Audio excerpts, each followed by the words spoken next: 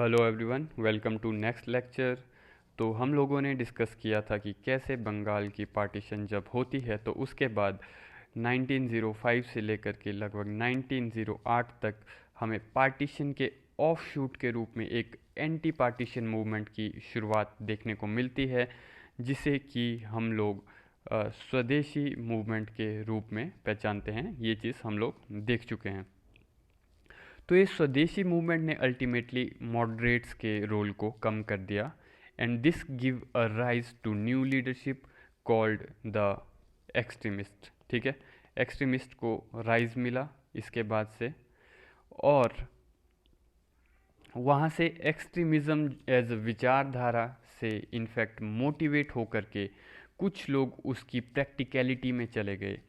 तो वहाँ से ही फिर रेवोल्यूशनरी एक्टिविटीज़ की शुरुआत हो जाएगी। ओके, वहीं से हम देखेंगे कि रेवोल्यूशनरी एक्टिविटीज़ की शुरुआत हो जाएगी।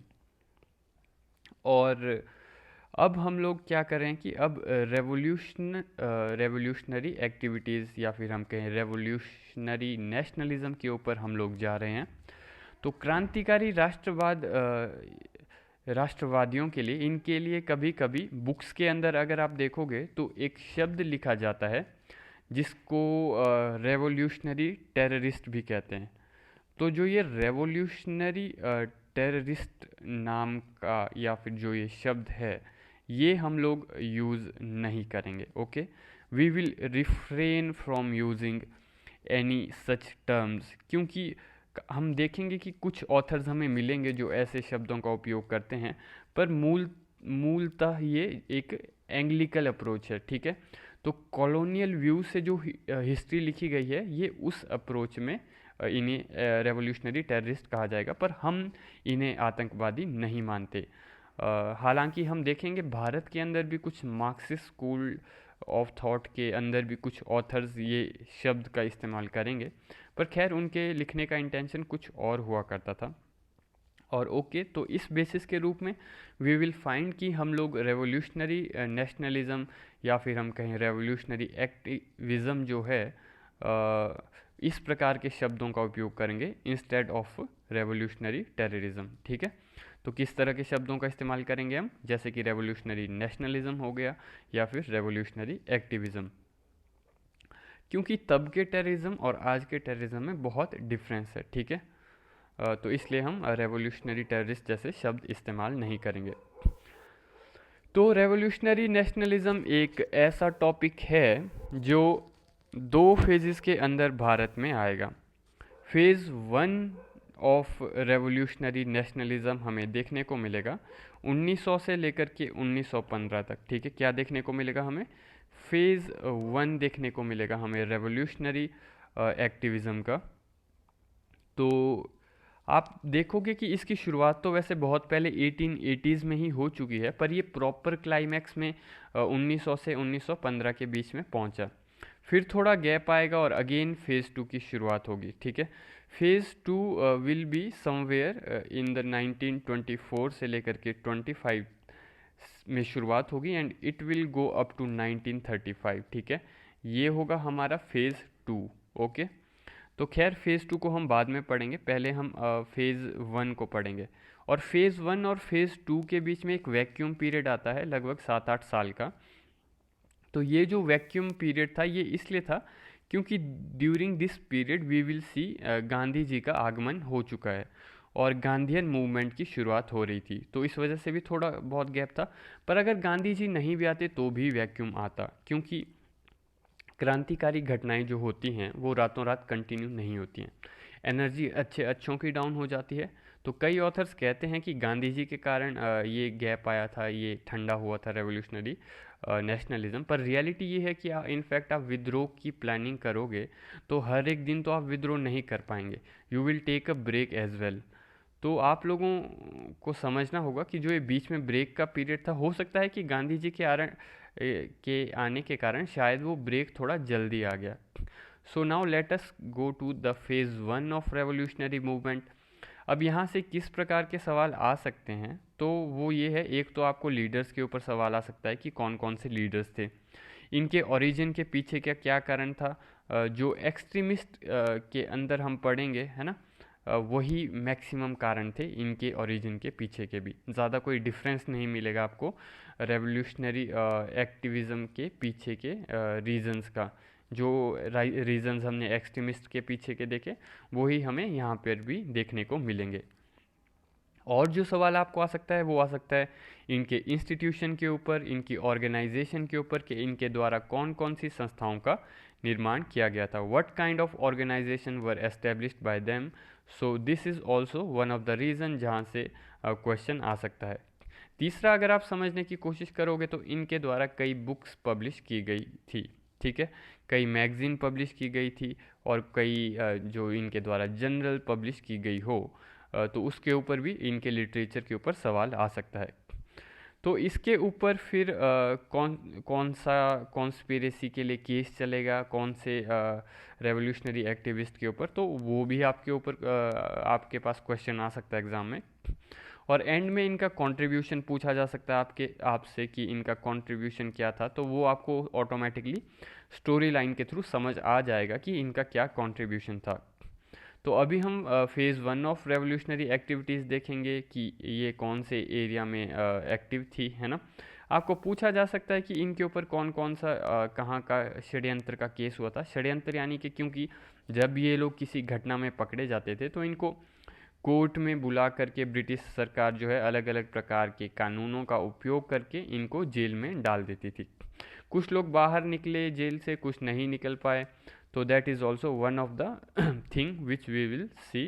ओके, तो जैसा कि मैंने आपको बताया कि जो फेज़ 1 है वो हमें देखने को मिलेगा 1900 से लेकर के 1915 तक के पीरियड में, जबकि फ़ेज़ 2 जो है रेवोल्यूशनरी टेररिज्म का, वो लगभग 1922 से लेकर के 1930 तक के पीरियड में देखने को मिलेगा।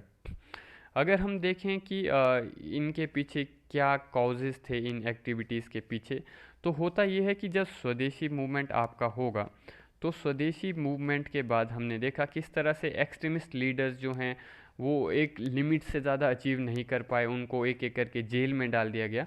तो उसके बाद देखेंगे हम कि एक पॉलिटिकल वैक्यूम आ जाएगा भारत के अंदर। और ऑलरेडी हमें पता है मॉडरेट्स के पास, तो जो मॉडरेट लीडर थे उनके पास मास बेस ही नहीं था अपना, है ना, मास फॉलोइंग नहीं थी उनके पास, तो वो तो ऑटोमेटिकली साइड हो जाएंगे क्योंकि उनके पास मास फॉलोइंग नहीं है। दूसरा, हमने देखा एक्सट्रीमिस्ट को जेल में डाल दिया जाएगा। और तो और साथ में इस पीरियड में हम देखेंगे कि इस पॉलिटिकल वैक्यूम के पीरियड में जो है ब्रिटिशर्स के द्वारा रिएक्शनरी पॉलिसीज़ काफ़ी ज़्यादा लाई जाएंगी, और इस सब की वजह से हम देखेंगे फिर एक्सट्रीमिज़म का राइज होगा भारत के अंदर। तो एक्सट्रीमिज़म का राइज हम साथ में ये भी देखेंगे कि वो विदेशी घटनाओं से भी प्रभावित था। जैसे कि आप लोग देखोगे कि मज़ीनी करके एक क्रांतिकारी था इटली का, है ना मज़ीनी करके एक इटली का क्रांतिकारी था, एक इटालियन क्रांतिकारी। उसने इटली को आज़ादी दिलाने के लिए एक संस्था की स्थापना की थी जिसका नाम था यंग इटली, ठीक है, उस संस्था का नाम था यंग इटली। और ये यंग इटली के द्वारा मज़ीनी ने जो अपने विचार है वह प्रचलित किए, ठीक है। He was popularising his idea and thoughts through this young Italy named organisation, ठीक है। He overthrowed the foreign rule which were present in Italy, ठीक है। इटली में उस समय पर उनके ऊपर बहुत सारे विदेशी शासकों का प्रभाव आपको देखने को मिलेगा। किसका प्रभाव? विदेशी शासकों का। तो you will find good number of foreign rulers in Italy, and at that time you might find example of Austria, France, इन सब का जो शासन था उस समय इटली के ऊपर। तो इटली के खुद के स्थानिक राजा इटली में नहीं थे। तो हमने देखा कि मज़ीनी जो है यंग इटली की स्थापना करेगा, जिसके थ्रू क्रांतिकारी घटनाओं को वो अंजाम देने की शुरुआत करेगा। And this became the basis जहाँ से इटालियन यूनिफिकेशन शुरू होगा। तो इससे जो है बहुत से लोग मोटिवेट होंगे भारत के अंदर। तिलक मोटिवेटेड हुए, सावरकर मोटिवेट हुए, लाला लाजपत राय मोटिवेट हुए। इवन आप देखोगे कि गोखले की स्पीच में भी मज़ीनी का उल्लेख किया गया था। मतलब आपको जान के बड़ी हैरानी होगी कि देखो गोखले तो मॉडरेट हुआ करते थे, है ना, but he also mentioned the role of Mazzini in the Italian unification, कि देखो इटली को स्वतंत्रता दिलाने में और इटली को एक करने में किस तरह से मज़िनी ने रोल निभाया। जिस तरह से भारत के बहुत सारे टुकड़े हैं इस समय पर, मतलब अंग्रेज़ों के समय पर, तो वैसे ही इटली भी 14-15 लगभग छोटे बड़े राज्यों में बंटा हुआ था उस समय पर। तो उन सबको एक करने का जो बेड़ा उठाया वो मज़िनी ने उठाया, ठीक है। तो वैसा ही युद्ध के लिए जो है गोखले अपनी तरफ से कोशिश करेंगे कि वो भी फिर सर्वेंट्स ऑफ इंडिया नाम की सोसाइटी बनाएंगे। तो गोखले की सोसाइटी का नाम सर्वेंट्स ऑफ इंडिया था, जो कि मूल तरह से भारतीय समाज को एक करने की कोशिश करेगा, जो भारत के लिए सब कुछ करने के लिए तैयार है। तो ये ऑर्गेनाइजेशन उन्होंने यंग इटली से मोटिवेटेड होके ही बनाई थी, है ना। That organization was motivated from the young Italy. तो ऐसी और भी बहुत सारी संस्थाएं आपको मिलेंगी भारत के अंदर अलग अलग विस्तार में, जो कि मजनी से मोटिवेटेड हैं, है ना। फॉर एग्जाम्पल सावरकर ने बनाया अभिनव भारत, है ना। Abhinav Bharat was also an organisation of the youth only, and that was also motivated from the young Italy. Okay, तो कुछ बुक्स में बहुत सारी बुक्स में आप देखोगे कि हमारे नेशनल लीडर्स जो है मजनी को याद करेंगे, कुछ अपनी बुक्स में याद करेंगे, कुछ संस्थाओं में याद करेंगे, है ना।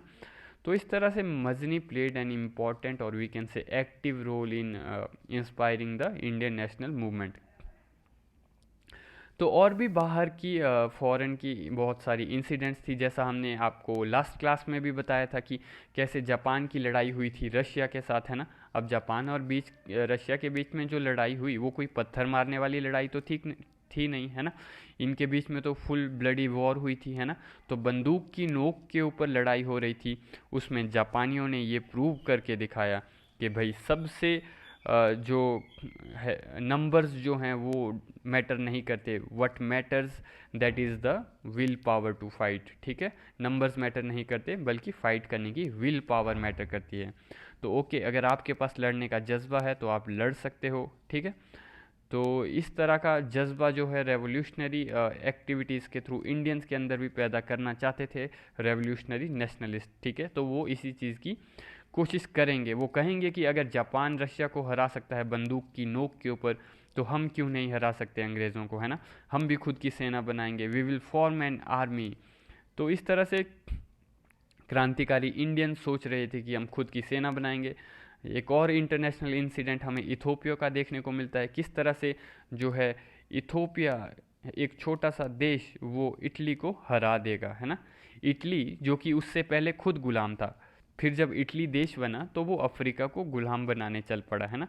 फिर अफ्रीका में इथोपिया वाले उनको वापिस मारेंगे तो फिर इटली की जाके अकल ठिकाने आएगी।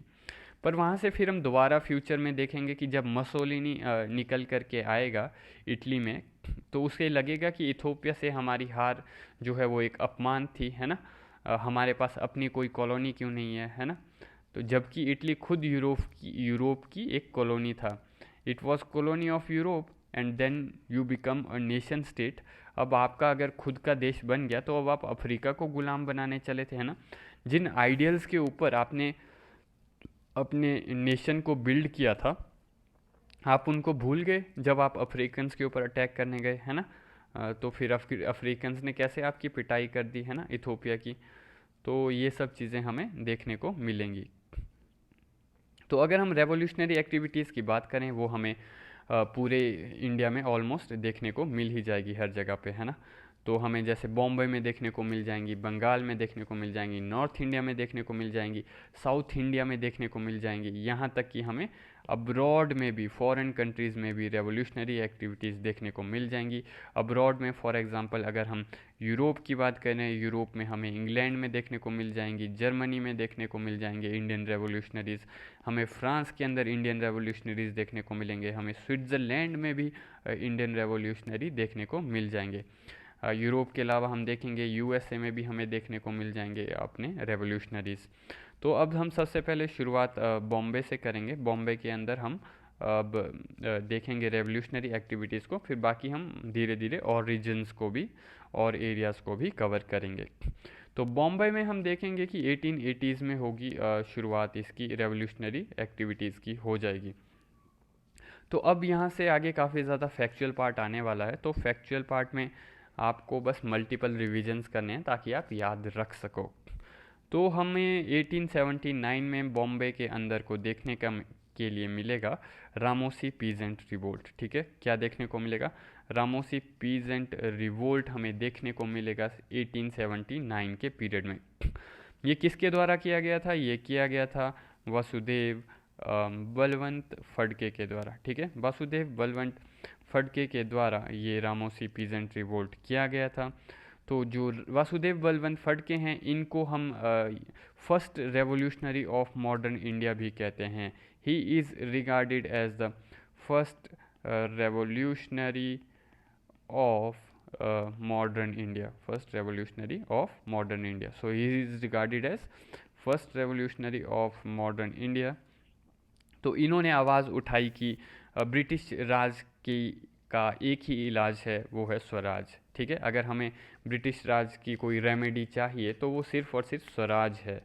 तो इस तरह से हम देखेंगे कि ये एक रेवोल्यूशनरी ग्रुप बनाएंगे और उस रेवोल्यूशनरी ग्रुप को ये नाम देंगे रामोशी। ठीक है, तो ये क्या करेंगे? ये एक आर्म्ड स्ट्रगल की शुरुआत करेंगे। It was an armed struggle. और इनका पर्पस क्या था? इनका पर्पस था ब्रिटिशर्स को, या फिर हम कहें ब्रिटिश राज को ओवरथ्रो करना। They wanted to overthrow the British Raj. तो ये ऑर्गेनाइज करेंगे several simultaneous attacks against the British Raj. British Raj के अगेंस्ट ये सेवरल साइमल्टेनियस अटैक्स ऑर्गेनाइज करेंगे। बल्कि एक बार तो इन्होंने पुणे सिटी का जो है वो कंट्रोल भी अपने हाथ में ले लिया था कुछ दिनों के लिए। फिर बाद में इनको पकड़ लिया गया था ब्रिटिश पुलिस के द्वारा और फिर जेल में ये जो है हंगर स्ट्राइक में चले गए थे। और फिर 17 फरवरी 1883 को इनकी मृत्यु हो जाती है जेल में ही। तो हम देखेंगे कि वासुदेव बलवंत फड़के ही हैं कि जिनसे हम देखेंगे बंकिम चंद्र चटर्जी को जो है वो इंस्पिरेशन मिलेगी आनंद मठ लिखने की। ठीक है, वासुदेव बलवंत फड़के से ही बंकिम चंद्र चटर्जी जी को इंस्पिरेशन मिलेगी आनंद मठ लिखने की। और साथ ही साथ वासुदेव बलवंत फड़के जो है आप देखोगे कि ये चितपावन ब्राह्मण कम्युनिटी से थे। ये वही कम्युनिटी है आपकी पेशवा फैमिली वाली, उसी कम्युनिटी से ये बिलोंग करते थे। चितपावन ब्राह्मण कम्युनिटी से ये बिलोंग करते थे।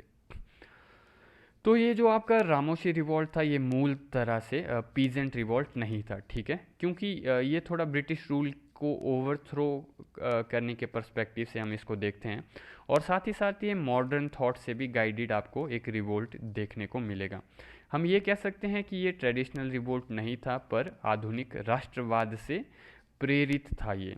इसके कंटेम्प्रेरी पीरियड में जबकि हम देखेंगे कि पबना राइट्स हुए और हम डेक्कन राइट्स भी देखेंगे, इसी के कंटेम्प्रेरी पीरियड में बिरसा मुंडा का विद्रोह भी होगा, पर वो सब रामोशी से अलग थे। रामोशी रिवोल्ट के अंदर हमें एक प्रॉपर गाइडेड नेशनलिस्टिक अप्रोच देखने को मिल जाएगी काफ़ी हद तक। ठीक है, तो बाकी हम देखेंगे इसी पीरियड में जो आपका 1880s और 90s का पीरियड है, इस पीरियड में हम देखेंगे कि तिलक का राइज होगा। इस पीरियड में तिलक जो है फिर प्रेस के अंदर काफ़ी एग्रेसिव वे में लिखना शुरू करेंगे। He will write aggressively against the British rule in the press.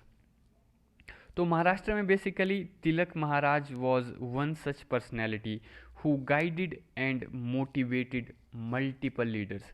क्योंकि तिलक जो हैं वो फोर फ्रंट पे थे। He was at the forefront of the Indian unrest. Okay, तो Tilak is also known as father of Indian unrest. Tilak को father of Indian unrest भी कहा जाता है। ठीक है, फादर ऑफ इंडियन अनरेस्ट। अगर आपको जानकारी होगी तो एक ब्रिटिश ऑथर थे, उन्होंने कह दिया था कि भारतीय उपद्रव के सबसे बड़े कोई नेता थे तो वो तिलक थे। तो इस ब्रिटिश ऑथर का नाम था वैलेंटिनो चिरोल। ठीक है, तो एक ब्रिटिश ऑथर था ये। उन्होंने तिलक के ऊपर एक किताब लिखी थी और उसमें तिलक को उन्होंने इस तरह का उपद्रव का टाइटल दिया था। ठीक है, उन्होंने कहा था कि उपद्रव जीवी हैं, है ना। जैसे होते हैं ना आज की डेट में मीडिया में आपने आंदोलन जीवी टर्म सुनी होगी, जो आंदोलन करते रहते हैं, तो वैसे इनके लिए उपद्रवजीवी टर्म टाइप यूज़ की थी उसने, इस वेस्टर्न ऑथर ने। तो तिलक का एक्सट्रीमिज़म का जो आइडिया था, इनका स्वराज का जो आइडिया था, ये काफ़ी पॉपुलर हुआ था इस पीरियड में, और इनसे मोटिवेटेड होकर के बहुत युवक जो है आगे आए। तो ये मोटिवेशन अगर आप देखोगे तो इसी से मोटिवेट होकर के हमें देखने को मिलेंगे छापेकर ब्रदर्स भी हमें देखने को मिलेंगे उस पीरियड में, ठीक है। तो कौन देखने को मिलेंगे हमें? छापेकर ब्रदर्स देखने को मिलेंगे। तो छापेकर ब्रदर्स भी तिलक से मोटिवेट हुए थे। तो छापेकर ब्रदर्स का जो इंसिडेंट है, ये लोग मर्डर करेंगे, और इस इंसिडेंट को हम कहते हैं रैंड मर्डर कहते हैं। इनके द्वारा मर्डर किया जाएगा एक आईसीएस ऑफिसर का, जिसका नाम था WC रैंड। तो होता ये है कि इस समय पूना के अंदर प्लेग आया हुआ था, ठीक है, पूना में प्लेग आया हुआ था, और तो इस प्लेग की वजह से, साथ ही फेमाइन भी था थोड़ा बहुत, है ना। तो इस प्लेग की वजह से एक प्लेग कमेटी बनाई जाती है, और वो प्लेग कमेटी बनाई जाती है इसके अंडर, WC रैंड के अंदर, ठीक है। तो एपिडेमिक डिक्लेयर कर दिया गया था प्लेग को पुणे के अंदर, ठीक है। तो ये WC रैंड क्या करता है, ये लोगों को इंसल्ट करता है काफ़ी ज़्यादा, है ना। बीमारी रोकने के नाम पर लोगों को इंसल्ट करेगा, कहीं पे भी किसी के कपड़े भी उतरवा देगा, है ना। तो इस तरह से ये जो इसके द्वारा इंसल्ट की जा रही थी लोगों की, ये चीज़ें छापेकर ब्रदर्स को पसंद नहीं आ रही थी। तो इस वजह से छापेकर ब्रदर्स डिसाइड करते हैं कि हम इसको मारेंगे। तो फिर इस तरह से छापेकर ब्रदर्स जो है WC रैंड को मार देते हैं, ठीक है। फिर उसके बाद छापेकर ब्रदर्स अरेस्ट भी किए जाते हैं, और फिर इनको फांसी की सज़ा दी जाती है, देवर हैंग्ड, ओके। तो छापेकर ब्रदर्स 3 भाई थे, इनका नाम आपको पता होने चाहिए। एक थे दामोदर हरी, आपको क्वेश्चन आ सकता है प्रीलिम्स में। एक थे दामोदर हरी छापेकर, ओके। दूसरे भाई थे बाल कृष्ण हरी छापेकर, और तीसरे भाई थे वासुदेव वासुदेव हरी छापेकर। तो ये 3 भाई थे जो छापेकर ब्रदर्स थे। तो तीनों के तीनों रेवोल्यूशनरीज थे, तीनों इन्वॉल्व थे असैसिनेशन में WC रैंड की, जो कि ब्रिटिश प्लेग कमिश्नर था पुणे का। और इनके इस इंसिडेंट में इन्वॉल्वमेंट के लिए तीनों भाइयों को जो है फांसी की सज़ा दी गई थी। तो हम देखेंगे इस पीरियड में, जैसे हमने देखा तिलक भी काफ़ी एक्टिव थे प्रेस में। तिलक प्रेस में इस इंसिडेंट के बारे में भी लिखेंगे। बाकी तिलक की जो मैंने आपको बताई थी पब्लिकेशंस जो थी, एक हमें केसरी देखने को मिलती है, एक हमें मराठा देखने को मिलती है। तो तिलक क्या करते थे, हिस्टोरिकल राइटिंग्स भी लिखा करते थे अपनी इनमें पब्लिकेशंस में। ये गीता के बारे में लिखा करते थे, है ना, कि कैसे गीता से इंस्पायर हो सकते हैं हम लोग। बाकी ये शिवाजी महाराज की कहानियाँ लिखा करते थे। तो तिलक फिर इस पीरियड में तिलक को इन प्रेस की वजह से जेल भी भेजा जाएगा 18 मंथ्स के लिए। इससे पहले भी तिलक जा चुके हैं, ये इनका सेकंड टाइम था, है ना। इससे पहले ये 1880s के समय में भी जा चुके हैं। तो ये इनका सेकंड टाइम था, और थर्ड टाइम ये दोबारा फ्यूचर में 1908 में भी जाएंगे 6 साल के लिए, ठीक है। For 6 years he will be again sent in future in the jail. तो हम देखेंगे, ठीक है, ये हमने देखे छापेकर ब्रदर्स के बारे में। और फिर हम देखेंगे बाय द पीरियड ऑफ 1899 हमें और रेवोल्यूशनरीज़ का राइज देखने को मिलेगा। हमें इस समय पर राइज देखने को मिलेगा एक और रेवोल्यूशनरी का, जिसका नाम था विनायक सावरकर, ठीक है, विनायक सावरकर। तो सावरकर का जन्म जो है वो देवलाली नाम की जगह में हुआ था, which is near Nashik, okay, ये नासिक के पास है। और ऑल्सो सावरकर भी जो थे वो तिलक की ही राइटिंग से मोटिवेट हुए थे, ठीक है। तो हम देखेंगे सावरकर जो है अपने फ्रेंड्स के साथ मिल कर के मित्र मेला की एस्टेब्लिशमेंट करेंगे। ही विल एस्टेब्लिश मित्र मेला। मित्र मेला जो है अपने मित्रों के साथ मिल कर के ये एस्टेब्लिश करेंगे। ये नाम तो इसको देंगे कि ये कल्चरल एक्टिविटीज़ के लिए है organisation. He will say that this organisation is for cultural activities, जबकि एक्चुअल में कल्चरल एक्टिविटीज़ के लिए नहीं होगी ये उतना। बाकी हम ये भी देखेंगे, ये इनकी पढ़ाई होगी फर्गुसन कॉलेज में ये पढ़ाई करेंगे, ठीक है, Savarkar Fergusson college, he will study at Fergusson college.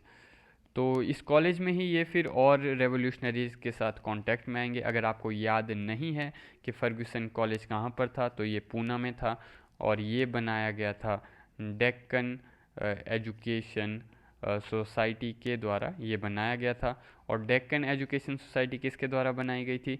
ये बनाई गई थी गोपाल गणेश अगरकर के द्वारा, ठीक है, गोपाल गणेश अगरकर। और डेक्कन एजुकेशन सोसाइटी में और जो लीडर्स जिनकी इन्वॉल्वमेंट हमें देखने को मिलेगी वो थे एम.जी. रानाडे, गोपाल कृष्ण गोखले, तिलक एक्सेट्रा, है ना। तो ये भी डेक्कन एजुकेशन सोसाइटी के पार्ट थे। कौन कौन? एम.जी. रानाडे, गोपाल कृष्ण गोखले और तिलक भी हमें देखने को मिलेंगे। तो ये भी हम देखेंगे। सावरकर जो थे, सावरकर भी फैसिनेटेड थे यंग इटली से। यंग इटली मैंने आपको थोड़ी देर पहले बताया, एक ऑर्गेनाइजेशन थी जिसको मजीनी ने बनाया था। किसने बनाया था?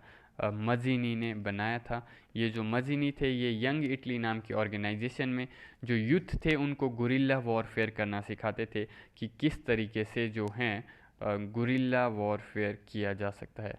क्या warfare? Guerrilla warfare. Guerrilla warfare में कैसे लड़ते हैं? शिवाजी भी गुरिल्ला वॉरफेयर करते थे, है ना, जिसमें हम छुप के स्ट्रेटेजिकली दुश्मन पर वार करेंगे, उस वो होता है गुरिल्ला वॉरफेयर। तो हम देखेंगे कि सावरकर जो है मराठी में लिखेंगे मजीनी चरित्र, यानी मजीनी के ऊपर ये बुक लिखेंगे जिसका नाम था मजीनी चरित्र, मराठी में इसको लिखेंगे। और हम देखेंगे बाय 1904 एक ऑर्गेनाइजेशन बनाई जाएगी सावरकर के द्वारा जिसका नाम था अभिनव भारत, ठीक है। तो ये जो ऑर्गेनाइजेशन थी ये इंस्पायर्ड थी यंग इटली से ही। This organisation was inspired from young Italy only. और बाय 1906 हम देखेंगे कि सावरकर जो है लंदन चले जाएंगे। लंदन में वो जाएंगे इंडिया हाउस, ठीक है, he will go to India house at London. तो लंदन जाने के लिए इनको स्कॉलरशिप दी गई थी। जिस व्यक्ति के द्वारा स्कॉलरशिप दी गई थी इनको, उनका नाम था पंडित श्यामजी कृष्ण वर्मा। पंडित श्यामजी कृष्ण वर्मा था नाम। इन्होंने सावरकर को स्कॉलरशिप दी थी। इन्होंने ही लंदन के अंदर ये ऑर्गेनाइजेशन बनाई थी जिसका नाम था इंडिया हाउस। ये जो ऑर्गेनाइजेशन थी यहाँ पर ये इंडियन स्टूडेंट्स को जो है स्कॉलरशिप दिया करते थे। In this organisation he use to give scholarship to the Indian students. और ये जो पंडित श्याम जी कृष्ण वर्मा थे, ही वॉज गुजराती, ठीक है, ये कच्छ से बिलोंग करते थे। इन्होंने लंदन में पढ़ाई की थी और पढ़ाई ख़त्म करके वो भारत आए थे। भारत में वो कुछ समय एज अ दीवान काम करेंगे कुछ प्रिंसली स्टेट्स के लिए, पर वो सेटिस्फाइड नहीं थे उस चीज़ से। तो वो डिसाइड करते हैं कि वो वापस लंदन जाएंगे और लंदन जाके वो भारत से जो है यूथ को, युवाओं को लंदन बुलाएंगे और लंदन में उनको रेवोल्यूशनरी एक्टिविटीज़ की ट्रेनिंग देंगे और फिर इस तरह से कुछ बड़ा करेंगे। ये था पंडित श्यामजी कृष्ण वर्मा का प्लान। तो इस तरह से हम देखेंगे सावरकर को स्कॉलरशिप मिलती है, वो इंडिया हाउस जाते हैं। तो वहीं पर फिर हम देखेंगे लंदन में सावरकर एक सोसाइटी की स्थापना करेंगे जिसका नाम था फ्री इंडिया सोसाइटी, ठीक है। तो फ्री इंडिया सोसाइटी की स्थापना की जाएगी सावरकर के द्वारा। इस सोसाइटी में गुरिल्ला वॉरफेयर और इसके साथ साथ हम कहेंगे गुरिल्ला वॉरफेयर प्लस हम ये भी देखेंगे कि बॉम्ब मेकिंग की जो आर्ट है वो भारतीय युवाओं को सिखाई जाएगी इस फ्री इंडिया सोसाइटी के अंदर। तो हम देखेंगे कि अराउंड 1907 जब सावरकर लंदन में थे उसी पीरियड में वो लिखेंगे एक बुक। किसके ऊपर लिखेंगे? 1857 के रिवोल्ट के ऊपर। 1907 में 1857 के रिवोल्ट को जो है 50 साल पूरे हो चुके थे और सावरकर के द्वारा बुक लिखी जाएगी जिसका नाम था first war of Indian independence. First war of Indian independence. तो ये बुक जो है और भी भारतीयों को मोटिवेट करेगी, यूरोप में भी और भारत के अंदर भी। तो हम देखेंगे कि हाँ, और लंदन में ही इस समय पर जो है सावरकर जो है गांधी जी से भी मिलते हैं इस पीरियड में। ओके, उनकी मीटिंग होती है गांधी जी के साथ। बाकी हम ये देखेंगे कि सावरकर इस पीरियड में he was looking for an opportunity to create fear. वो सोच रहे थे कि कुछ बड़े ऑफिशियल्स को मार दें अगर तो, है ना, इस तरह से हम अंग्रेज़ों में डर पैदा कर सकते हैं। तब उनके साथी थे एक वहाँ पर लंदन में जिनका नाम था मदन लाल ढींगरा। ठीक है, मदन लाल ढींगरा। तो मदन लाल ढींगरा ने फिर उस समय पर उनको बताया कि एक बढ़िया बंदा मिला है जिसको मारने से कुछ बड़ा हो सकता है। ठीक है, तो एक्चुअली क्या था कि मदन लाल ढींगरा के जो फादर थे वो इंडिया में काफ़ी बड़े पॉलिटिकल पर्सनैलिटी थे। ठीक है, और फिर मदन लाल ढींगरा को उन्होंने भेजा था लंदन में पढ़ाई करने के लिए। बट वो फिर लंदन में सावरकर वगैरह के कांटेक्ट में आएंगे, है ना, और इस तरह से वो भी थोड़ा इस रेवोल्यूशनरी टेररिज्म में की ओर उनका झुकाव आ जाएगा। तो इनकी फिर संवाद हुई सावरकर के साथ मदन लाल ढींगरा की। तो मदन लाल ढींगरा और सावरकर के बीच में संवाद हुआ कि हाँ कौन है वो बंदा। तो ढींगरा बोलते हैं कि एक एडीसी है। ठीक है, एडीसी उस समय पर इसका, या फिर आज की डेट में भी कहें, इसका मतलब होता है एड डी कैंप। ठीक है, ये एक फ्रेंच टर्म है। और यहाँ पर जो है कि गवर्नर के साथ या फिर हम कहें वॉइस रॉय के साथ एक जो बंदा खड़ा होता है इसको एडीसी के रूप में पहचानते हैं। इसको आप आज की डेट में सेक्रेटरी का इक्विवेलेंट भी कह सकते हैं, सेक्रेटरी का इक्विवेलेंट भी कह सकते हो आप लोग इसको। ठीक है, तो इन्होंने कहा कि यार देखो कोई वॉइस रॉय तो हाथ में नहीं आ रहा है। ठीक है, पर एक एडीसी जो है वो हाथ में आ जाएगा, हम उसको मार सकते हैं।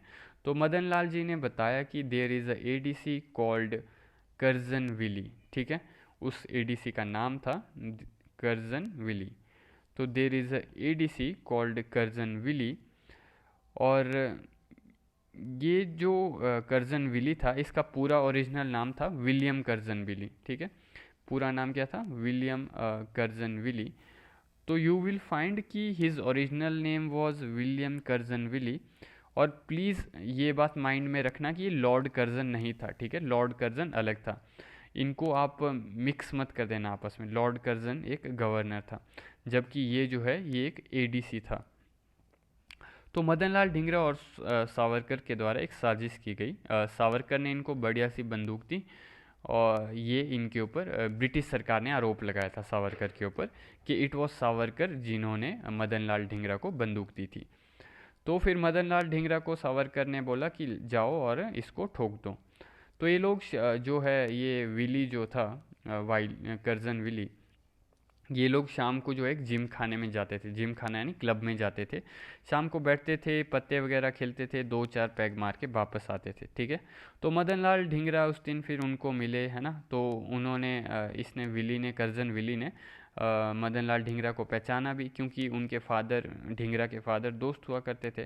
क्योंकि मदन लाल ढींगरा की जो फैमिली थी वो पॉलिटिक्स में थी, तो वो एडीसी को भी जानते ही थे। ओके, तो फिर मदन लाल ढींगरा उनसे मिले और फिर सीधा उन्होंने ठाएं ठाएं कर दिया। ठीक है, तो विलियम कर्जन को उन्होंने गोली मार दी।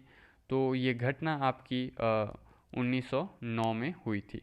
तो 1909 में हुई ये घटना एक बहुत बड़े क्रांतिकारी समूह का पर्दाफाश भी करेगी ब्रिटिश सरकार के सामने। क्योंकि ब्रिटिश सरकार की नाक के नीचे अब तक ये जो चीज़ें हो रही थी यह ब्रिटिश सरकार के सामने आने लगेंगी। ब्रिटिश सरकार को लगेगा कि ये जो रेवोल्यूशनरीज है ये इतने एक्टिव हो चुके हैं कि लंदन में बैठे बैठे हमारे एडीसी को मार देंगे, हमें ऐसा लगा नहीं था। तो फिर जो है ये काफ़ी सरप्राइजिंग था ब्रिटिश सरकार के लिए। तो ब्रिटिश सरकार को पता चलता है कि ये सब जो हो रहा है ये लंदन के थ्रू इन लोगों के द्वारा प्लान किया जा रहा है ना। श्याम जी कृष्ण वर्मा इसके पीछे हैं, ये भी ब्रिटिश सरकार को पता चलेगा।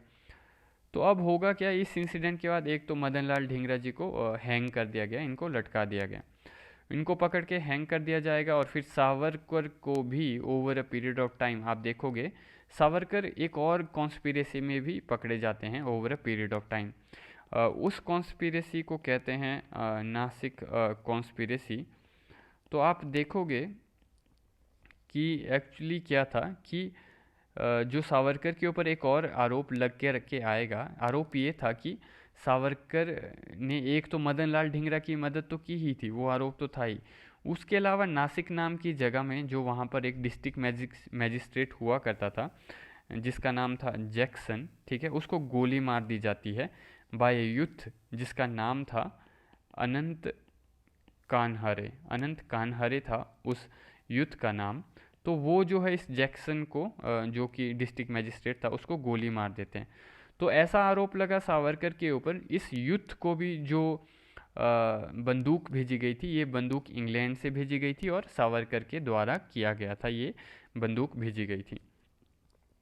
तो ये जब ब्रिटिशर्स ने पता किया कि ये बंदूक कहाँ से आई, तो उनको पता चला अभिनव भारत नाम की ऑर्गेनाइजेशन है इसके पीछे, है ना। बोले ये अभिनव भारत कौन चलाता है? बोले वो तो सावरकर के नाम पर है, सावरकर चलाता है। तो इस तरह से देखेंगे हम कि ये सब चीज़ें होंगी। तो आप देखोगे कि जो सावरकर हैं उनका नाम जो है दो जगह पर आएगा। एक तो इनके ढिंगरा के पीछे आएगा और दूसरा ये अनंत कान्हरे को भी गन सप्लाई करने के पीछे इनका नाम आएगा। ठीक है, तो ये चीज़ें हम देखेंगे। इसके अलावा हम ये देखेंगे सावरकर ने काफ़ी लिखा भी था। He has done lot of literature work.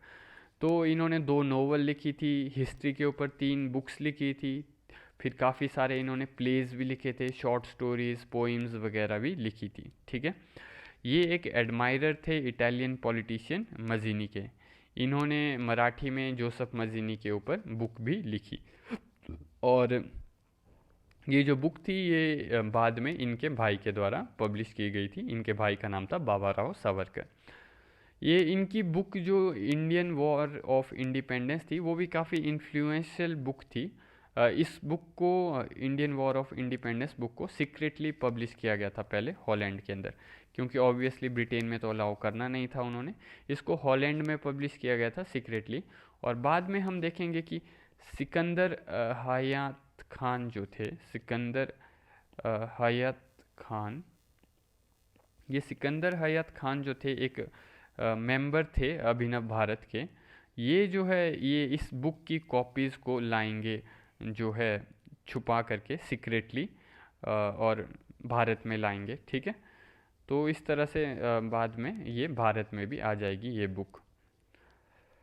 इसके अलावा जैसा कि हमने देखा कि जो ये अनंत कन्हरे वाला केस हुआ था जैक्सन को मारने का, डीएम जो डिस्ट्रिक्ट मैजिस्ट्रेट था नासिक का, ये लगभग हमें देखने को मिला कि दिसंबर 1909 के पीरियड में हुआ था।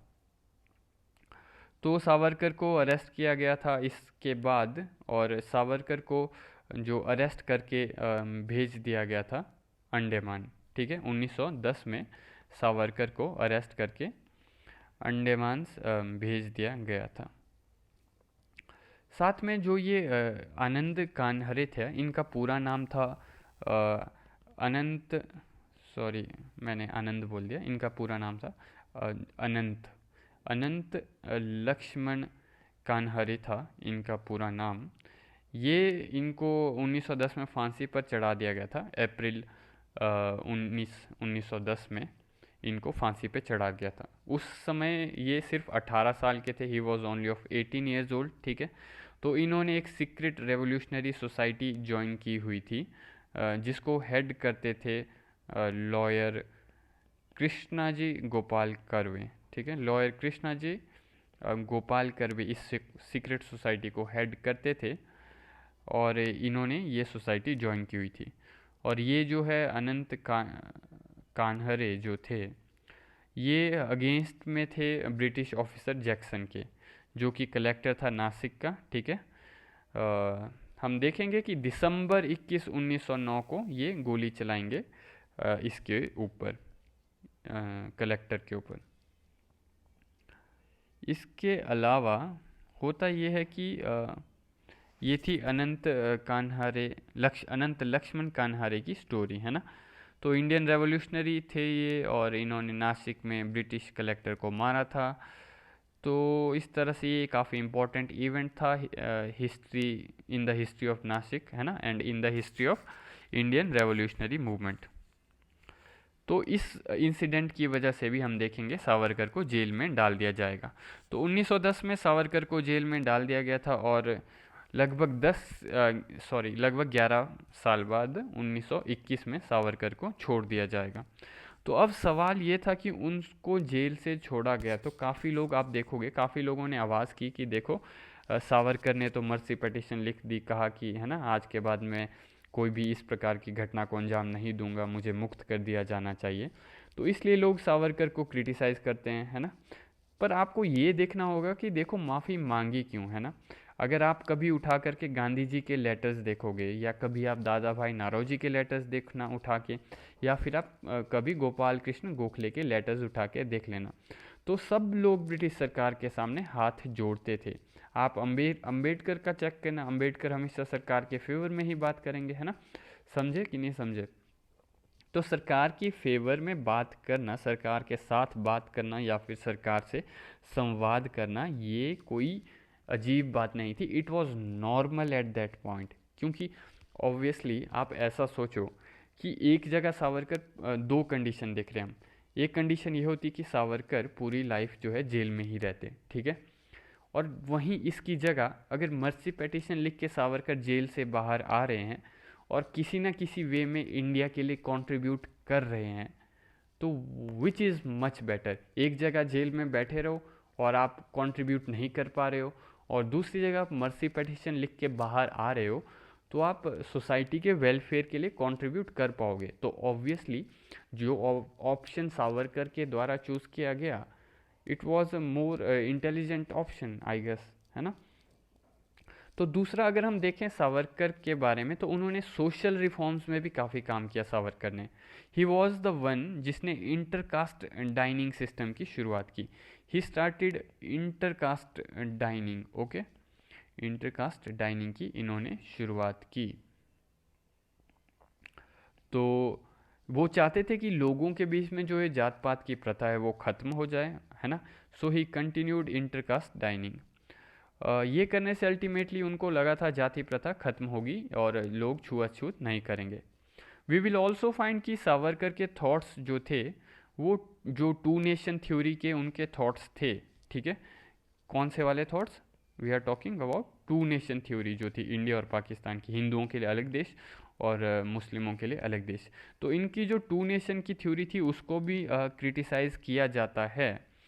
पर अगर आप ये देखोगे कि इस थ्योरी को सबसे पहले एडवोकेट किसने किया, जिसने सबसे पहले एडवोकेट किया वो तो सैयद अहमद खान थे, है ना।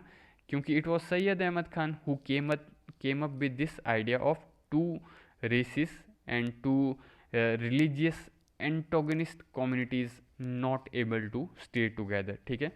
सर सैयद अहमद खान के ऊपर हम बाद में अलीगढ़ मूवमेंट के ऊपर चर्चा करेंगे आगे की क्लासेस में, ठीक है। बाकी Savarkar just iterated what he felt, okay. तो इस तरह से वी विल फाइंड के सावरकर को क्रिटिसाइज़ किया जाता है। पर अगर आप आज भी राजकीय रूप से देखोगे, रियलिटी तो ये थी ना कि सावरकर तो बाद में आए, 1930 के बाद उन्होंने, सावरकर ने इस थ्योरी के बारे में बात करना है। उन्होंने तो बल्कि शायद 1937-38 के बाद इन्होंने पहली बार टू नेशन थ्योरी का समर्थन किया था सावरकर ने।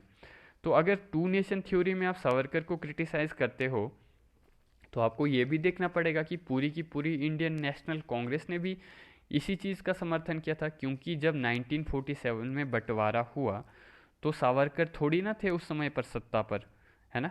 सत्ता के ऊपर कौन था उस समय, सत्ता के ऊपर कांग्रेस थी जो बैठी हुई थी।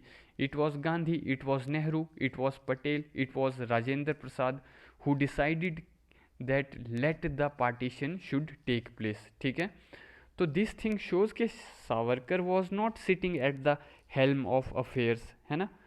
तो this country allowed the partition, है ना, the partition of it into two nations was allowed. पर किसने अलाउ किया, उस समय पर जो लोग पावर में थे, कौन थे उस समय पर पावर में, इंडियन नेशनल कांग्रेस थी। सावरकर उस समय पर पावर में नहीं थे, he was not at the helm of affairs. तो अगर ये लॉजिक है तो इस परस्पेक्टिव से आपको बाकी सबको भी फिर क्रिटिसाइज करना पड़ेगा, ठीक है। Now let us move forward. अब हम बंगाल की तरफ जाएंगे। We will look at the revolutionary activities in Bengal, ठीक है। तो बंगाल की स्टोरी क्या है? Story of Bengal and how the Bengal has been at the forefront place जहाँ पर रेवोल्यूशनरी एक्टिविटीज़ चलती हैं। ओके, तो हम देखेंगे कि बंगाल का मैंने आपको बताया था उस समय पर आनंद मठ ऑलरेडी पॉपुलर हो चुकी है। ठीक है, आनंद मठ के साथ साथ विवेकानंद के आइडियाज़ भी पॉपुलर हो चुके हैं। बंगाल के अंदर हमने देखा कि कर्जन की जो पॉलिसी थी, कर्जन की पॉलिसी के कारण क्या क्या रिएक्शन आए वो भी हमने देखा है ना। तो इन बंगाल जो यूथ था वो नाराज़ था। तो बंगाल के लिए मैंने आपको पहले ही कहा था कि गोखले साहब ने क्या लिखा था। गोखले साहब ने कहा था कि what Bengal does today India follows tomorrow, यानी बंगाल जो आज करता है वो इंडिया दूसरे दिन फॉलो करता है। तो बंगाल के लिए इस प्रकार की मान्यता थी उस समय पर। तो youth of Bengal was looking for an opportunity. इन्होंने क्या किया कि इन्होंने छोटे छोटे इंस्टीट्यूशंस बनाए जिसको ये लोग समिति कहते थे। ठीक है, इन्होंने छोटे छोटे इंस्टीट्यूशंस बनाए जिसको ये लोग समिति कहते थे। तो जब मैंने आपको स्वदेशी मूवमेंट के बारे में बताया था उस समय पर भी बहुत सारी समिति बनना शुरू हुई थी। जैसे हमने स्वदेश बंधव समिति के बारे में भी हम देख चुके हैं। किसके बारे में? स्वदेश बंधव समिति के बारे में हम देख चुके हैं। तो ये समिति पहले से ही काम कर रही थी, इसमें भी सब युवा लोग ही थे। And they realised that extremist approach can not work out, है ना। Many of them therefore took up revolutionary activities. काफ़ी लोगों ने रेवोल्यूशनरी एक्टिविटीज़ अपनाई। इसमें से एक ग्रुप उभर कर के आया जिस ग्रुप का नाम था अनुशीलन समिति। ठीक है, इस ग्रुप का नाम था अनुशीलन समिति। ये अनुशीलन समिति अगर आप समझने की कोशिश करोगे, ये पहले ढाका वाले रीजन में थी। It was in the region of Dhaka, और बाद में इसकी जो एक ब्रांच है वो कलकत्ता में निकल कर के आएगी। तो कलकत्ता वाले जो निकल कर के आए, कलकत्ता वाले, इन्होंने अपने आप को एक और नाम दिया। इन्होंने अपने आप को नाम दिया युगांतर ग्रुप का, दैट वी आर द युगांतर। इन्होंने कहा कि हमारी एक मैगज़ीन भी आती है, उस मैगज़ीन का नाम भी युगांतर है ना। तो हम अपने आप को अलग से आइडेंटिफाई करना चाहते हैं, हम ढाका के साथ जुड़े हुए नहीं हैं। ढाका वाले थोड़े अलग हैं, हमारा रास्ता थोड़ा अलग है। तो इस तरह से ग्रुप के दो बंटवारे हमें देखने को मिलेंगे। तो अनुशीलन समिति इनका क्या था कि स्टार्टिंग में ये एक as a body building society थी, है ना। It was a body building society के रूप में ये उभर करके आई थी। ये लोग शुरू में जिम खाना में या फिर हम कहें अखाड़े में मिला करते थे। तो इनिशियली हम देखेंगे कि अलग अलग बॉडीज़ थी और अलग अलग बॉडीज़ के हमें अलग अलग लीडर्स देखने को मिलेंगे। जैसे एक बॉडी में हमें देखने को मिलेंगे जो ढाका वाला ग्रुप था, उसकी क्रिएशन जिसके द्वारा की जाएगी वो थे प्रेमनाथ मित्र। ठीक है, इनके द्वारा ढाका वाली ग्रुप की शुरुआत की जाएगी, जो ढाका वाली अनुशीलन समिति थी। इसी में एक और पर्सन जो जुड़े हुए थे वो हमें देखने को मिलेंगे, सतीश चंद्र बसु हमें देखने को मिलेंगे। एक और समिति हमें इस पीरियड में जो बंगाल में देखने को मिलेगी, उसकी लीडर थी सरला देवी।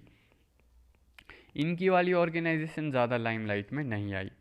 इसके अलावा जो कलकत्ता में उभर करके आएगी अनुशीलन समिति की ही ब्रांच, जो कि which will be known as Jugantar, उसमें जो हमें देखने को मिलेंगे पर्सन, उसमें हमें देखने को मिलेंगे जतीन्द्र नाथ देखने को मिलेंगे, जतीन्द्र नाथ बनर्जी। जतीन्द्र नाथ बनर्जी को एक और नाम से जाना जाता था, वो था बाघा जतीन। ठीक है, इनको बाघा जतीन के नाम से भी जाना जाता था। और हमें इसी में कलकत्ता वाले अनुशीलन समिति में देखने को मिलेंगे औरबिंदो हमें देखने को मिलेंगे। ठीक है, तो औरबिंदो हमें देखने को मिलेंगे। इनके भाई भी हमें देखने को मिलेंगे जो कि थे बरिंद्र नाथ घोष। ठीक है, तो औरबिंदो और इनके भाई बरिंद्र नाथ घोष, इन्होंने मिल कर के एक बुक पब्लिश की थी। इस बुक का नाम था भवानी मंदिर।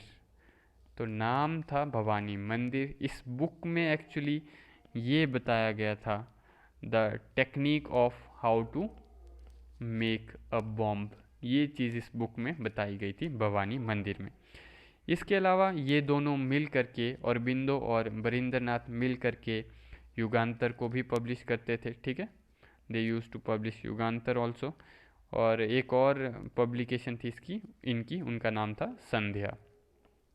इसके अलावा युगांतर में एक और पर्सन जो जुड़े हुए थे वो थे भूपेंद्र नाथ दत्ता। ये भूपेंद्र नाथ दत्ता कौन थे? He was brother of Narendra Nath Datta. Narendra Nath Datta यानी कि स्वामी विवेकानंद, ये स्वामी विवेकानंद के भाई थे। ये भी युगांतर ग्रुप में जुड़े हुए थे। तो वहीं पर एक हमें वीकली पब्लिकेशन देखने को मिलती है औरबिंदो की। औरबिंदो की एक वीकली पब्लिकेशन जिसका नाम था वंदे मातरम। ठीक है, वंदे मातरम करके वीकली पब्लिकेशन हमें देखने को मिलते हैं औरबिंदो की।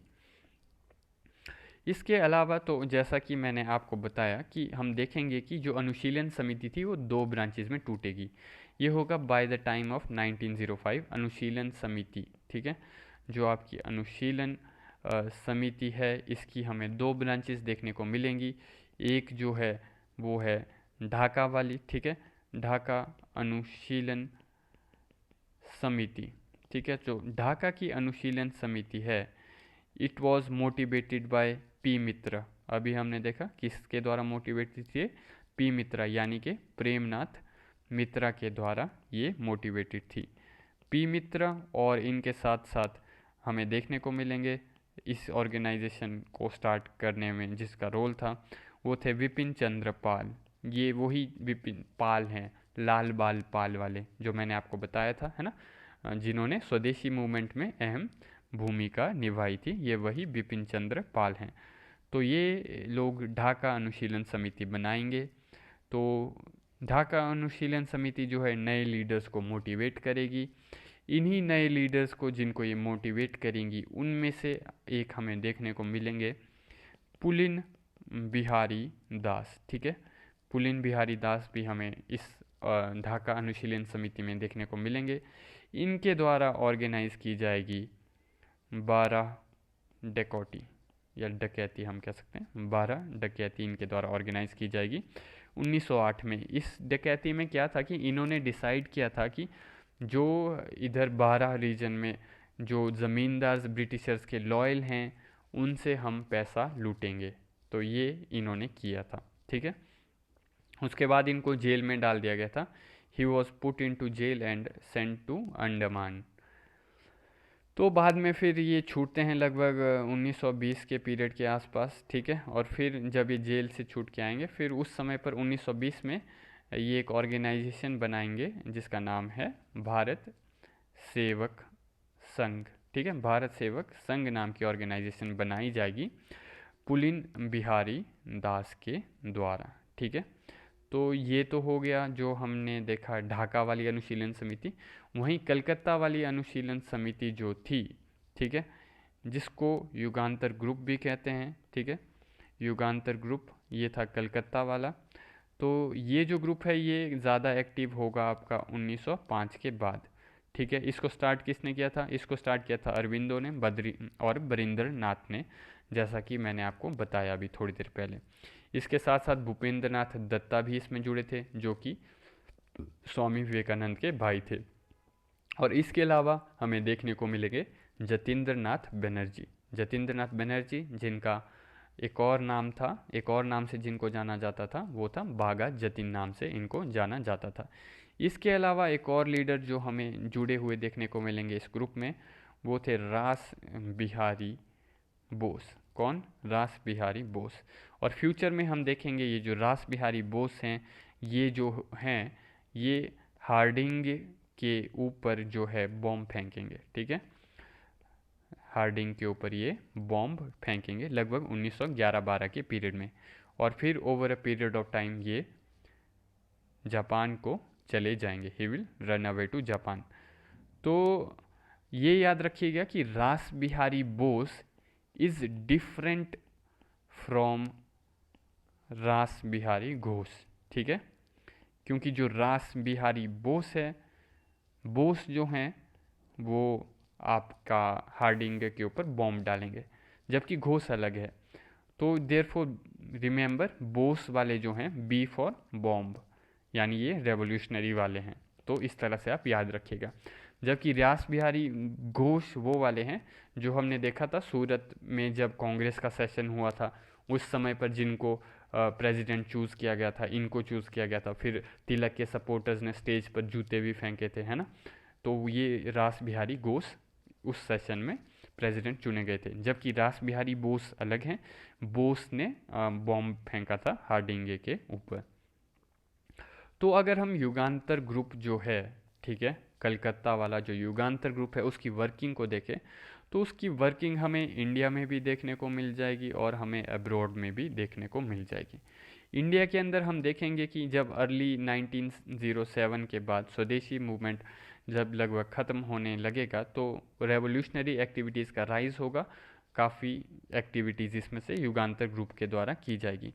जबकि अब्रॉड वाले केस में भी देखेंगे हम कि ये लोग अपने मेंबर्स को जो है फॉरेन प्लेसेस पर भेजना शुरू करेंगे, ताकि विदेशों में भारतीयों के अंदर जो है ये लोग अवेयरनेस जगा सकें, ठीक है, ताकि विदेशों में भारतीयों में ये लोग अवेयरनेस जगा सकें। फॉर एग्ज़ाम्पल हम देखेंगे कि तारक नाथ दास जो हैं वो जाएंगे कनाडा को, ठीक है, ताकि वहाँ पर भारतीयों में अवेयरनेस फैला सकें। हम देखेंगे कि जी.डी. कुमार जाएंगे अमेरिका को, ठीक है। इसके अलावा हमें देखने को मिलेंगे हेमीचंद्र कानूनगो। कौन? हेमीचंद्र कानूनगो हमें देखने को मिलेंगे। हेमीचंद्र कानूनगो जो थे ये भी यूरोप को जाएंगे ताकि वहाँ पर रेवोल्यूशनरी एक्टिविटीज़ कर सकें। Hemichandra Kanungo he was also an expert in bomb making. ये बॉम्ब मेकिंग के एक्सपर्ट थे, तो यूरोप जाएंगे ताकि रेवोल्यूशनरी एक्टिविटीज़ कर पाएँ और वहाँ पर भारतीयों को मोटिवेट कर पाएँ। तो अगर हम देखेंगे कि भारत के अंदर युगांतर ग्रुप कैसे लाइमलाइट में आएगा, तो भारत के अंदर युगांतर ग्रुप लाइमलाइट में आएगा by the Muzaffarpur conspiracy. Muzaffarpur conspiracy, तो ये जो मुजफ्फरपुर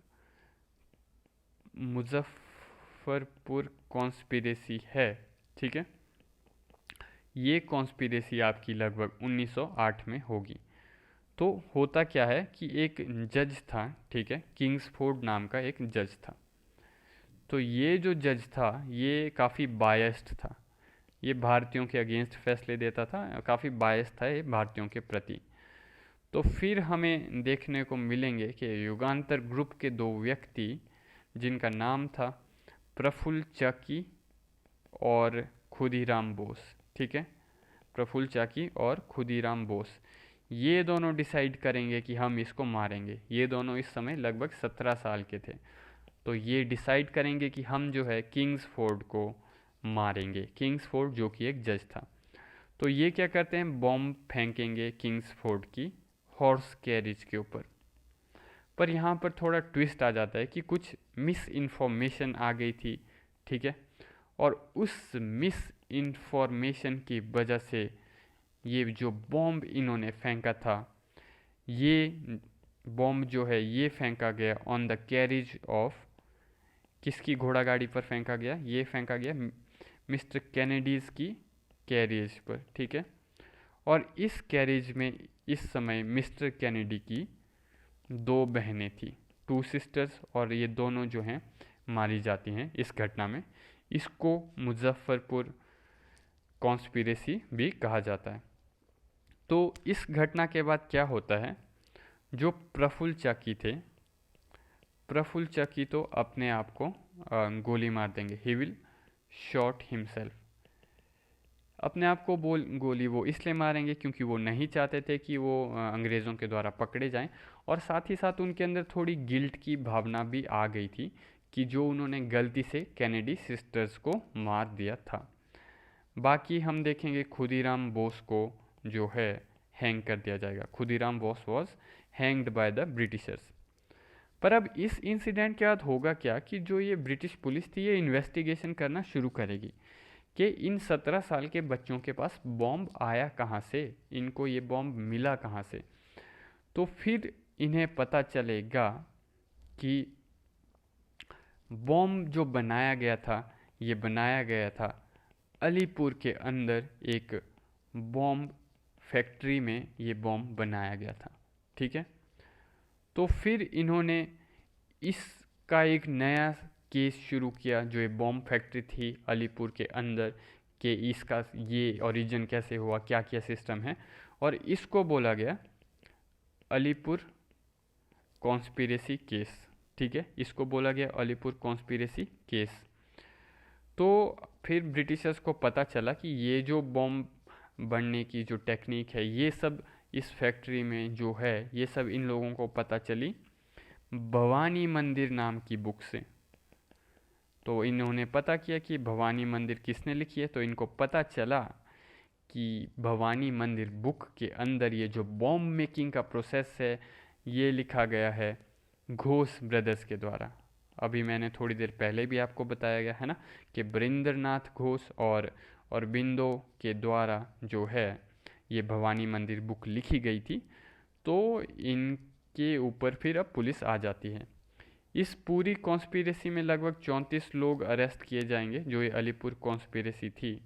बाकी अंग्रेज़ों ने ऑब्वियसली पता किया ये बॉम्ब की टेक्निक कहाँ से आई, तो इनको पता चला भवानी मंदिर नाम की बुक जो कि लिखी गई थी बरिंद्रनाथ और अरबिंदो के द्वारा।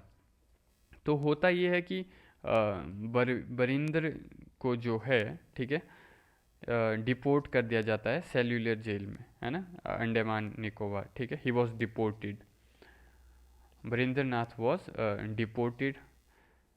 पर हम ये भी देखेंगे कि अरबिंदो भी जैसे उस समय पर काफ़ी बड़ा नाम बन चुके थे, तो अरबिंदो को डिफेंड करने के लिए कोर्ट के अंदर हम देखेंगे he was defended in the court by C R Das. ठीक है, सी आर दास को एक और नाम से जाना जाता है, वो है देश बंधु। इनको देश बंधु के नाम से भी जाना जाता है।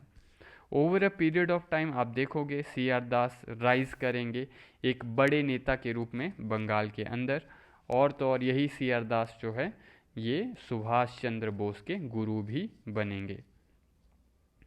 तो जब इस सब का पूरा ट्रायल वगैरह चल रहा था, ठीक है, तो इस ट्रायल मतलब इनका जो ये अलीपुर कॉन्स्पिरेसी केस था, तो क्या होता था, अंग्रेज़ कई लोगों को बोल देते थे कि हाँ तुम जो है हमारे अप्रूवर बन जाओ, है ना, तुम इनके खिलाफ बोल दो तो हम तुम्हें बाद में छोड़ देंगे या जो भी करेंगे।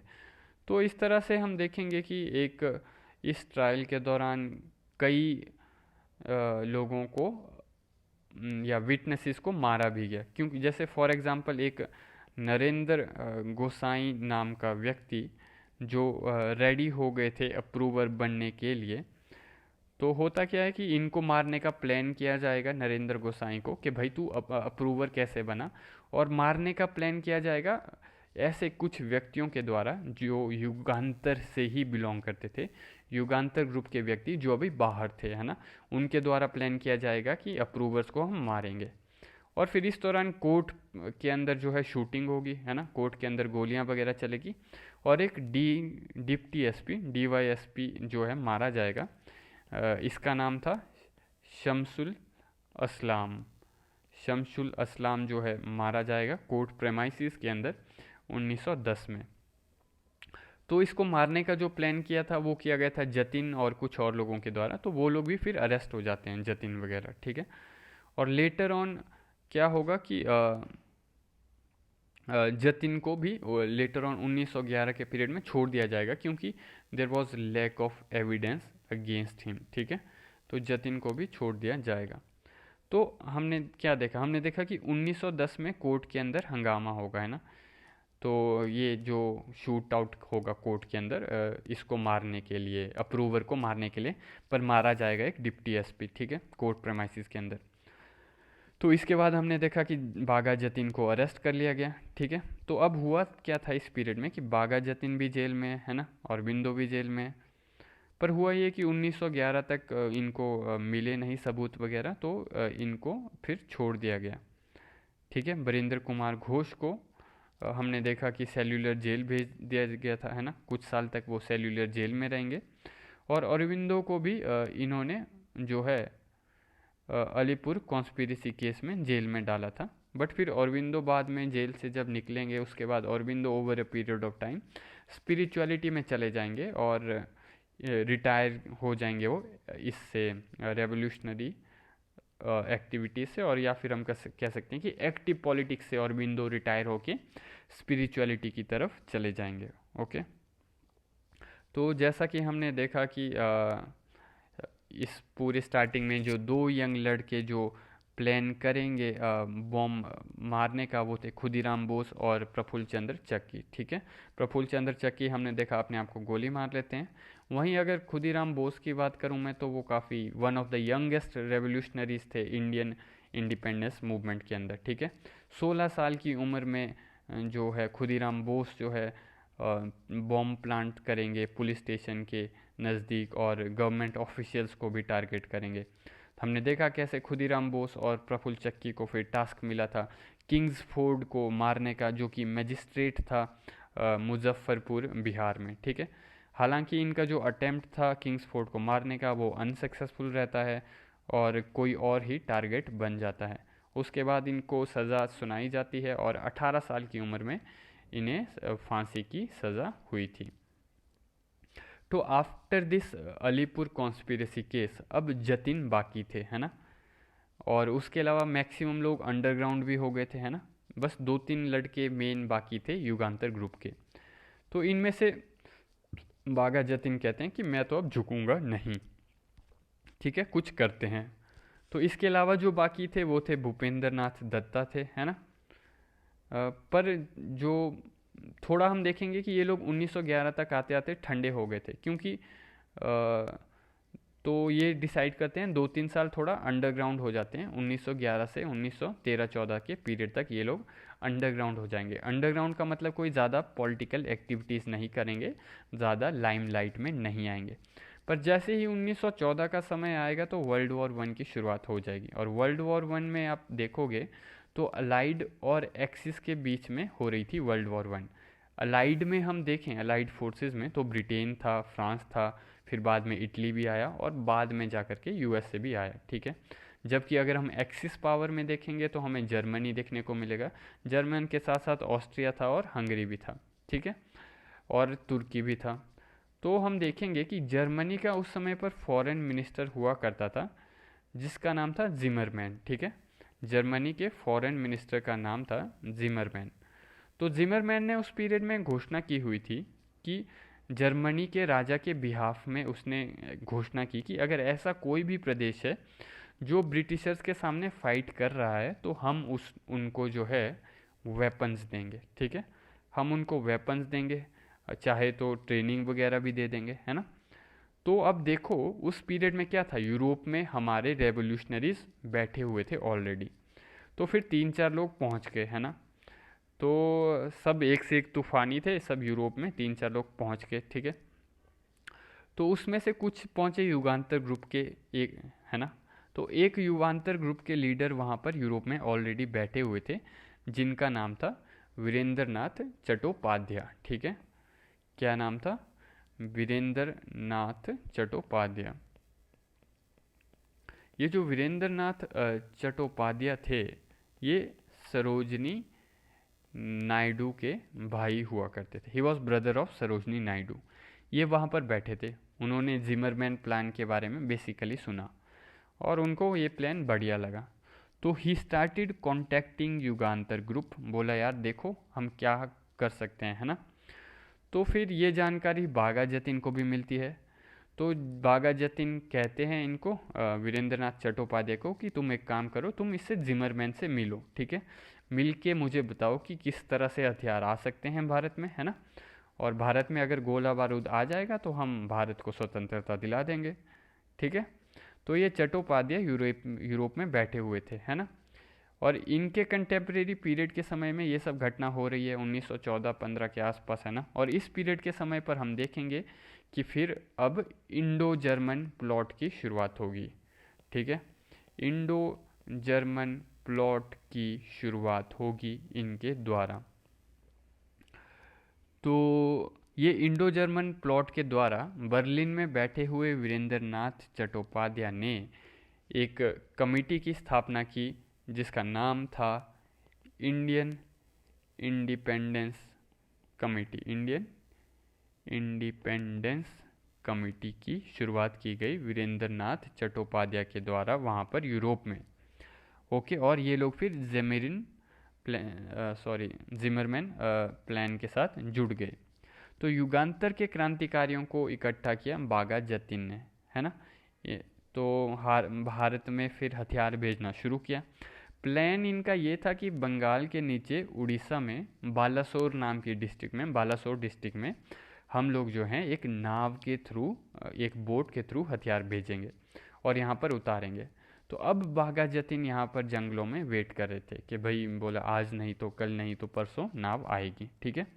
पर एक्चुअली हुआ ये कि नाव तो नहीं आई, पर ब्रिटिश पुलिस वहाँ पहुँच गई और फिर बागा जतिन की लड़ाई होगी इनके साथ जंगल में, और बागा जतिन इनसे लड़ाई करते करते मारे जाते हैं। और 1915 की ये घटना है, बागा जतिन को मारा जाएगा। तो Jatin will pass away and फिर हम देखेंगे कि युगांतर ग्रुप जो है इनफैक्ट थोड़े समय के लिए ठंडा पड़ जाएगा। तो ये युगांतर के एक और क्रांतिकारी थे जो अब भी एक्टिव थे, एक उनका नाम था रास बिहारी बोस, ठीक है, जो मैंने थोड़ी देर पहले भी आपको बताया था, रास बिहारी बोस। तो ये जो रास बिहारी बोस थे बेसिकली कहते हैं कि देखो बाकी सब जो भी है मैं अपना काम करूँगा, कुछ ना कुछ खास करूँगा। तो जैसा हमने देखा 1912 के अंदर ये वॉइसरॉय हार्डिंग के ऊपर बम डालते हैं, ठीक है, 1912 में। और फिर वॉइसरॉय हार्डिंग जो है उस समय पर जो है हाथी के ऊपर बैठ करके आज के किंग्सवे पाथ के ऊपर, कर्तव्य पथ के ऊपर, उस समय का किंग्सवे पाथ और आज के कर्तव्य पथ के ऊपर जा रहा था हाथी के ऊपर बैठा बैठा, है ना। तो किंग्सवे पाथ के ऊपर, राजपथ के ऊपर, है ना। तो रास बिहारी बोस और उनके साथ उनके एक और साथी थे सचिन सान्याल इनके साथी थे। दोनों ने मिलकर के प्लान किया कि हम बॉम्ब फेंकेंगे हार्डिंग के ऊपर। तो इन्होंने बोला कि हार्डिंग ये लो गोला खाओ, है ना। तो हार्डिंग उस समय हाथी के ऊपर था, इन्होंने गोला मारा, ग्रेनेड से अटैक कर दिया। पर हार्डिंग अकेला नहीं था, उसके पीछे उसका पंखा डालने वाला एक इंडियन आदमी भी था, ठीक है, जो हवा देता था पंखे से, और वो तो अपना नौकरी कर रहा था, है ना, पंखा दे रहा था, वॉइसरॉय का ध्यान रख रहा था कि कहीं हाथी से ना गिर जाए, है ना। पर इस चक्कर में वो बेचारा इंडियन मारा गया, पर हार्डिंग बच गया, ठीक है, हार्डिंग जिंदा बच गया। तो ये इस पूरी कॉन्स्पिरेसी को कहते हैं दिल्ली कॉन्स्पिरेसी, ठीक है, इसको दिल्ली कॉन्स्पिरेसी के नाम से भी जाना जाता है। तो दिल्ली कॉन्स्पिरेसी भी युगांतर ग्रुप के लोगों के द्वारा ही करवाई गई थी। रास बिहारी बोस ने 1912 में ये गोला मारा था। ये काफ़ी सिग्निफिकेंट घटना थी दुनिया के इतिहास में, या फिर हम कहें ब्रिटिश साम्राज्य के इतिहास में, कि वॉइस रॉय के ऊपर ओपन अटैक हो रहा है, ठीक है। तो युगांतर ग्रुप वॉज लाइक कि हम झुकेंगे नहीं, है ना, हम कोर्ट के प्रेमाइसिस में भी फायरिंग करेंगे जैसा कि हमने अभी देखा, है ना, हम जजों के ऊपर भी बम डालेंगे, है ना। तो हमने देखा जजों के ऊपर ही बम डाल रहे थे, वो तो गलती से वो लड़कियों के ऊपर पड़ गया था, वो कैनेडी सिस्टर्स के ऊपर पड़ गया था। तो हमने ये सब देखा कि हर बार युगांतर वाले कैसे एक लेवल के बाद दूसरे लेवल पर बढ़ रहे हैं, है ना। इन द एंड इतना लेवल इन्होंने ऊपर पहुंचा दिया कि डायरेक्ट वाइस रॉय के ऊपर गोला मारेंगे। तो एक एक करके लेवल एडवांस कर रहे हैं ये लोग। तो फिर हमने देखा कि कैसे इन्होंने जर्मनी से भी मदद मांगी युगांतर ग्रुप ने, है ना, कि तुम मदद कर सकते हो, गोला बारूद भेजो, हमारे लड़के तैयार हैं। तो फिर आप इसके बाद देखोगे कि रास बिहारी बोस अंडरग्राउंड हो जाएंगे हार्डिंग के ऊपर बॉम्ब डालने के बाद, है ना। दिल्ली कॉन्स्पिरेसी के 2 साल बाद तक रास बिहारी बोस अंडरग्राउंड होकर के रहेंगे, है ना, क्योंकि उनका नाम मतलब उसको मारने में तो फेल हो गए थे और साथ में अब उनका नाम भी चढ़ गया था। उसके बाद ये रास बिहारी बोस फिर से इंडो जर्मन प्लॉट जो ये था इसमें वापिस आएंगे, है ना, जिमरमैन प्लान में। और 1914 में फिर हमें ये पता चलेगा कि जैसे बागा जतिन की जब मृत्यु हो गई, फिर उसके बाद जतिन साहब की मृत्यु होने के बाद एक वैक्यूम भी क्रिएट हो जाएगा, है ना। तो अब फिर से रास बिहारी बोस खड़े हैं, तो अब करें तो करें क्या, है ना, बोलें तो बोले क्या।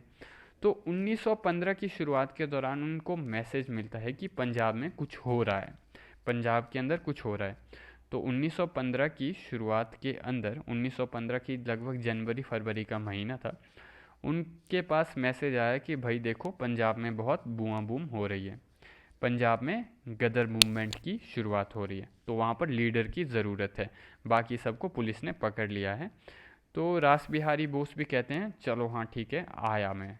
तो 1915 में जो क्रांतिकारी जो ऑलरेडी दिल्ली कॉन्स्पिरेसी में इंडो जर्मन प्लॉट में सक्सेसफुल नहीं हो पाया, अब वो गदर मूवमेंट को करने चले गए। He tried to revive the Ghadar movement, वो हम बाकी नेक्स्ट लेक्चर में पढ़ेंगे, revival of Ghadar movement. So he tried to revive the Ghadar movement in 1915। फिर से उन्होंने गदर को फिर से स्ट्रॉन्ग करेंगे वो, है ना, और फिर से सरकार के ऊपर बहुत प्रेशर डालेंगे। इसके बाद फिर वहाँ से रास बिहारी बोस जो है जापान चले जाएंगे और बोलेंगे अब ज़्यादा नहीं ओपन रहने का, थोड़ा अंडरग्राउंड रहने का समय आ गया है। उसके बाद फिर वो अंडरग्राउंड हो करके रहेंगे। अंडरग्राउंड होने के बाद जापान में ही वहाँ पर वो शादी करेंगे, है ना, एक he married a Japanese lady. और फिर जापान में रेस्टोरेंट भी खोल देंगे, सुशी एंड करी दोनों का मिक्सचर रेस्टोरेंट था। और then over a period of time Ras Bihari Bose को जापान की सरकार एक अवार्ड भी देगी, ये था Order of the Rising Sun, है ना, एक अवार्ड दिया जिसका नाम था Order of the Rising Sun. Let me write it for you, Order of the Rising Sun करके अवार्ड दिया जाएगा रास बिहारी बोस को जापान की सरकार के द्वारा। ही was also given a medal by the Japanese army, Japanese administration के द्वारा इनको मेडल भी दिया गया था कि आप तो इंडो जापानीज़ फ्रेंडशिप के सबसे बड़े एक मिसाल हो, एक सिंबल हो। और फिर 1942 में 1942 में उन्होंने INA यानी कि इंडियन नेशनल आर्मी की जब नींव रखी गई, है ना, तो उन्होंने फिर सुभाष चंद्र बोस को भी इनवाइट किया वहाँ पर कि आप आइए जापान की तरफ, है ना, हम आपकी मदद करेंगे। और फिर सिंगापुर में जब सुभाष चंद्र बोस पहुँचे तो ये रास बिहारी बोस ही थे जो सुभाष चंद्र बोस की मदद करेंगे। तो इस तरह से हम देखेंगे कि अपने जीवन में कैसे रास बिहारी बोस जो हमें देखने को मिलेंगे, once revolutionary is always revolutionary का ट्रेंड हमें देखने को मिलेगा रास बिहारी बोस की लाइफ में। ठीक है, तो इस तरह से हम देखेंगे कि ये सब चीज़ें होंगी इस पीरियड में। हमने देखा, क्या देखा, बाय 1914 वर्ल्ड वॉर 1 होगा, बागा जतिन, रास बिहारी बोस, वीरेंद्र नाथ चट्टोपाध्याय, ये लोग बर्लिन कमिटी बनाएंगे, ये लोग, है ना, इंडो जर्मन प्लॉट करेंगे।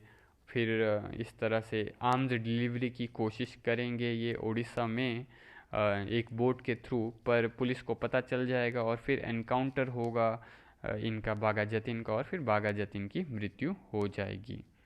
ठीक है, तो रास बिहारी बोस ने काफ़ी क्रूशियल रोल प्ले किया था इंडियन नेशनल आर्मी यानी कि आज़ाद हिंद फौज को ऑर्गेनाइज करवाने में। इन्होंने एक्टिवेट किया था इंडियन इंडिपेंडेंस स्ट्रगल अब्रॉड के अंदर। इन्होंने जापानीज़ अथॉरिटी को परस्यू किया था उनके सपोर्ट के लिए, है ना। तो इन्होंने इस तरह से हम देखेंगे की रोल प्ले किया इंडियन इंडिपेंडेंस लीग की एस्टेब्लिशमेंट में भी, है ना। तो ये सब चीज़ें थी रास बिहारी बोस के बारे में। तो दैट्स इट फॉर टुडे, बाकी अब हम नेक्स्ट लेक्चर में देखेंगे। Thank you very much.